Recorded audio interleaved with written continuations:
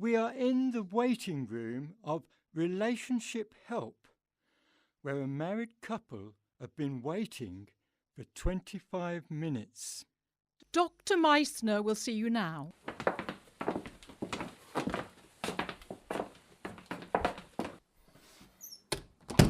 Where is he?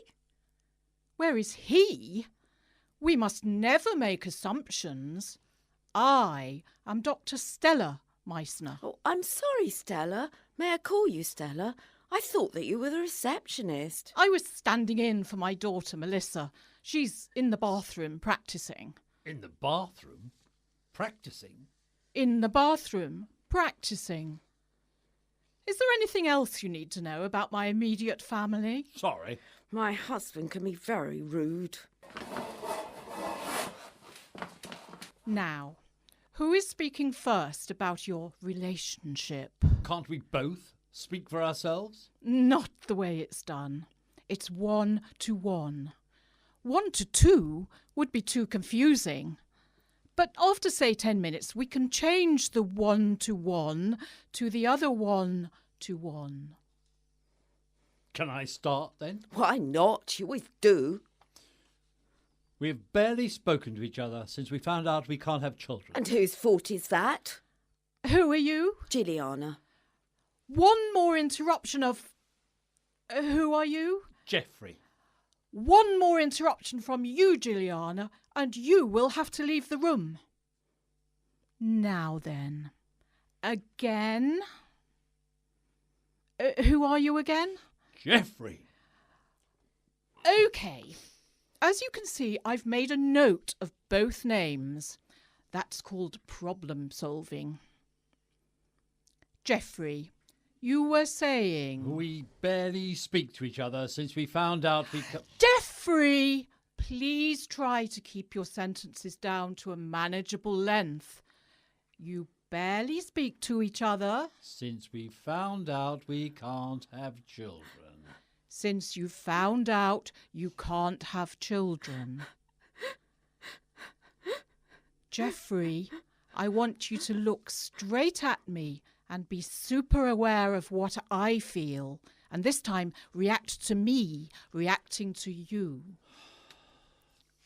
We barely speak to each other. Oh, this is ridiculous. Your real name isn't Meisner, is it? No. And you belong to a drama group. Yes, I am an actress. What's your real name? Brown. And your first name is? Beryl. How do you know all that? I've seen it before. The Meisner acting technique of using repetition, reaction and so forth. You are a real doctor, I suppose? Of course. I have a doctorate in sociology. Good. Well, Stella, I'm afraid that you have what is uncommonly known as the Meisner technique obsession syndrome. Now, let me explain. I'm a life coach. You know the sort of thing, career, happiness and relationships. Oh, and before you ask, I too have a doctorate in sociology. Coaching, he calls it. That's how he meets the other women. My, oh my. 2 peas in a pod. Or 2 snakes out from under the same rock. You two are made for each other. That's it! Go back to reception. We can't get anywhere with these selfish, emotional outbursts. Out! Go on then. Out! How do you manage to live with that awful woman?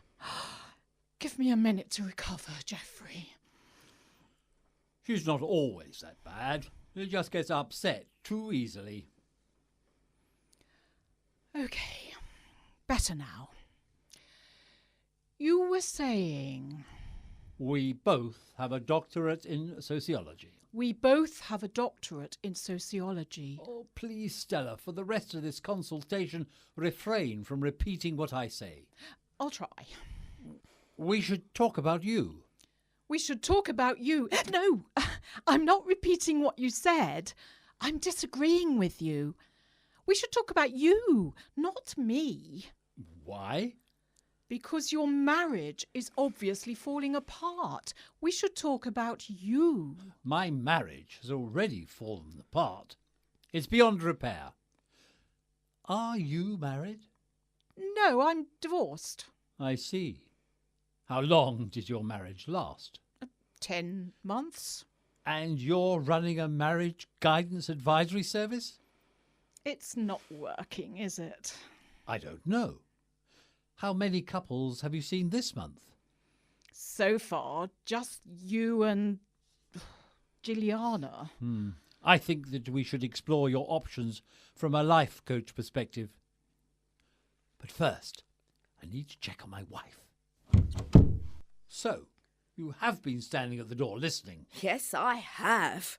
You really are the slimiest of husbands, spooning out the charm to her whilst abandoning me. Well, congratulations. I'm sure you two doctors of this and that will be very happy together.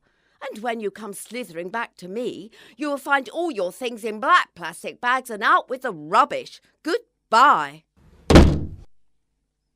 Thank you, Stella, for you have solved my marriage problem. I have? Yes, sounds Machiavellian, but I'm thankful that the separation has been decided by her. So much easier for me. Is it? Yes. So, let's move on to you. But you are paying for my services to you. Worth every penny. I've paid for another 40 minutes. And since I'm sorted, the thing is, can I be of service to you? Go on. Well, we've already established that relationship help is a sinking ship, as it were.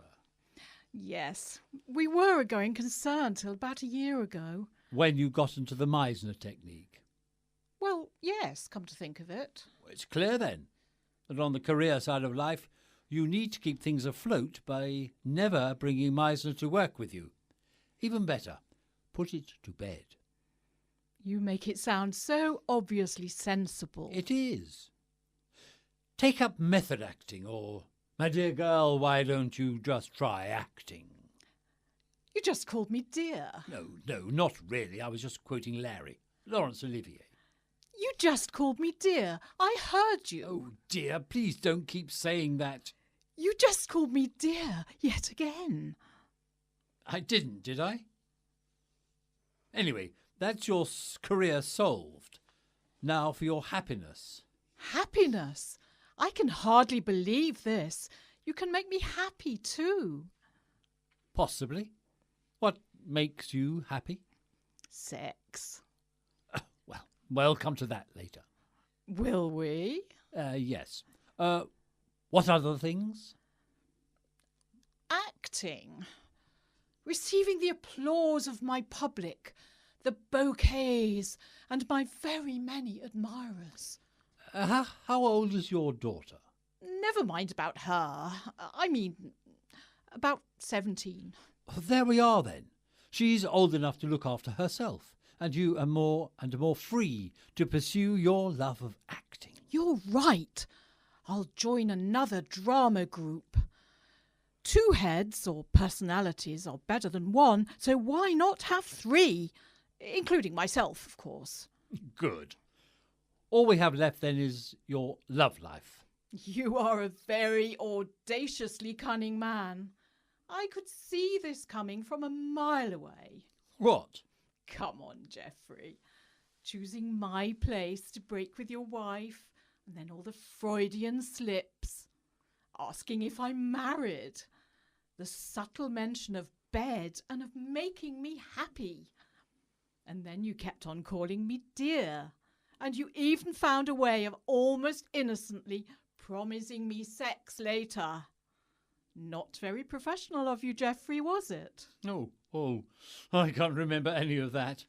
And I was trying to be so very professional. It's all right, Geoffrey. I don't mind. Our feelings are mutual. Come to Stella. Darling, I'm here with my loving arms open wide for you.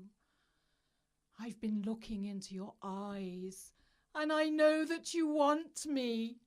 Come to Stella, darling. Sorry, but I think I'd better leave. Ah, typical man, incapable of real love, frightened to go through with it.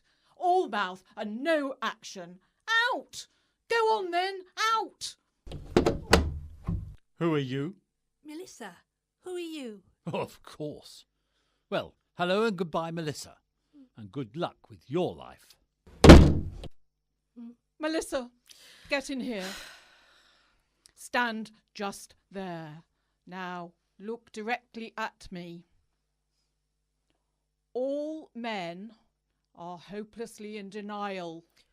All men are hopelessly in denial. All men are hopelessly in denial. All men are hopelessly in denial. All men are hopelessly in denial.